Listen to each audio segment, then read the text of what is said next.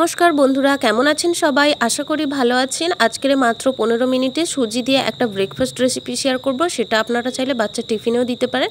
আমি এখানে বাচ্চার টিফিনেও দেব এবং সঙ্গে বাড়িতেও সবাই খাবো, তাই একটু বেশি করেই বানাচ্ছি। আর খেতেও খুবই ভালো হয়, আর খুব কম সময়ের মধ্যে এটা খুব তাড়াতাড়ি রান্না করা যায়। আর যেহেতু হাতে বেশি সময় নেই, তাড়াতাড়ি এটা বসিয়ে দিলাম। আর রেসিপিটা চলুন তাহলে শেয়ার করি। এখানে প্রথমে সসপ্যান বসিয়েছি, দিয়েছি সাদা তেল, শুকনো লঙ্কা দিয়ে একটু নেড়েচেড়ে এখানে দিয়ে দিচ্ছি নুন আর হলুদ, দিয়ে আলু আর পেঁয়াজ কেটে নিয়েছি। আপনারা চাইলে যে কোনো সবজিও ব্যবহার করতে পারেন।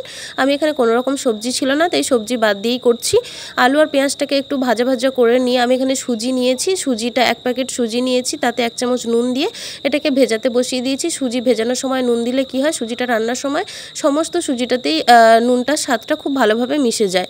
তারপর এখানে ভাজা হয়ে গেলে মাঝখানে দিয়ে দিচ্ছি আরও কিছুটা তেল, দিয়ে এখানে কারি পাতা, সর্ষে আর বাদাম দিয়ে দিয়েছি। আমার কাছে কাঁচা কারি পাতা ছিল না, তাই শুকনো করে রেখেছিলাম, সেই কারি পাতাটাই দিয়ে দিলাম।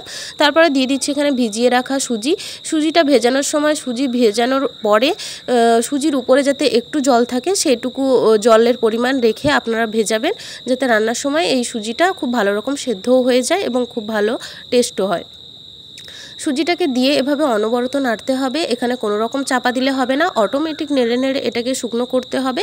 বাজারে এক ধরনের এই ঝাল সুজি করার প্যাকেট পাওয়া যায়, সেই সুজিগুলো একদমই ঝরঝরে হয়, কোনো রকমই সুজির গায়ে সুজি লাগে না। কিন্তু এই সুজিটা আমার মেয়ে খেতে পারে, ওই ঝরঝরে সুজিটা একদমই সে খেতে পারে না, তাই জন্য আমি এখানে এই সুজিটা নিয়েছি। আপনারা চাইলে ঝাল সুজি করার ক্ষেত্রে ওটাও ব্যবহার করতে পারেন।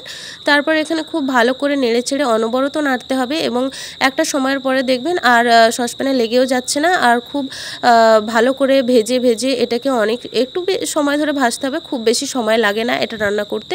তারপরে আমি এখানে দিয়ে দিচ্ছি একটু ম্যাগি মশলা, আপনাদের পছন্দের মশলা আপনারা দিতেই পারেন।